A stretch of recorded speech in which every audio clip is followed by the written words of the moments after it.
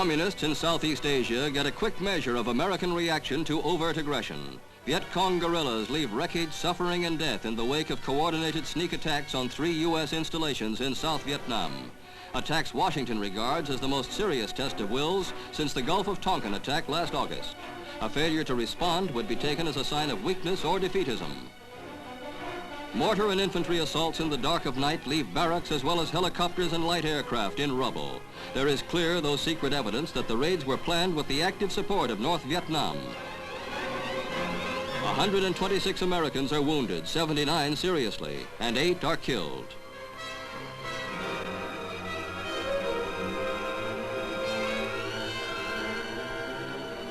America's retaliation is explained by Defense Secretary Robert McNamara at a Pentagon news conference. First, he discusses the guerrilla attacks on the bases he locates on the map.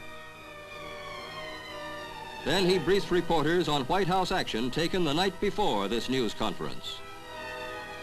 Immediately following the attack, U.S. representatives in Saigon met with representatives of the South Vietnamese government. They jointly agreed that joint retaliatory action was required.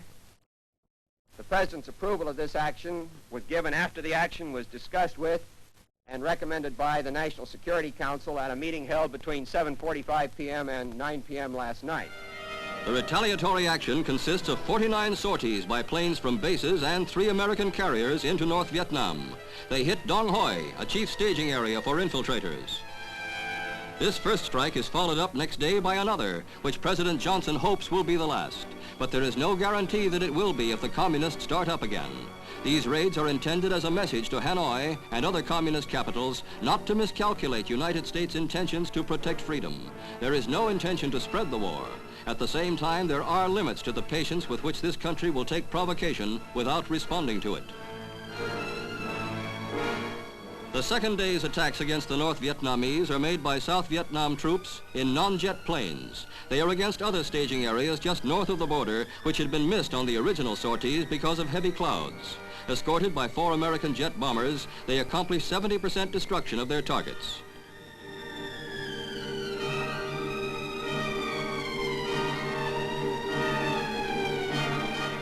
In another move, a detachment of Hawk surface-to-air guided missiles is dispatched to South Vietnam. They have a range of 22 miles. The Viet-Cong aggression was quite probably timed to coincide with the visit in South Vietnam of Special Presidential Assistant McGeorge Bundy, as well as with that of Soviet Premier Kosygin in Hanoi.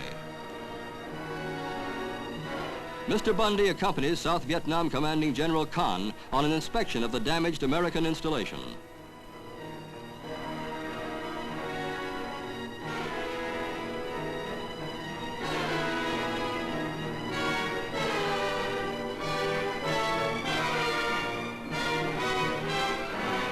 Mr. Bundy also visits wounded Americans in the hospital. U.S. military and civilian dependents in this country, who number over 1,800, are to be flown out.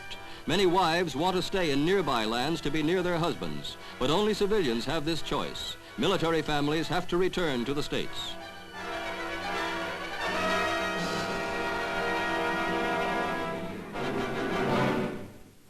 Mr. Bundy, too, returns to the States to give the President, and then right afterwards the country, a first-hand report on conditions in South Vietnam.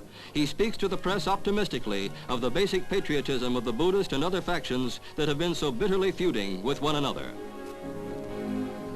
We had an opportunity to talk frankly and freely with them. They again emphasized the overriding importance in South Vietnam of the contest against the communists. They emphasized, as the political leaders had done, the importance and their own dedication to, the importance of and their dedication to the task of forming a stable and effective political society under a stable and effective government in that country, a view which, of course, we share. And I think it's fair to say that the Americans in Vietnam are in very good heart and are prepared to continue, even against this kind of danger, and this kind of sneak attack.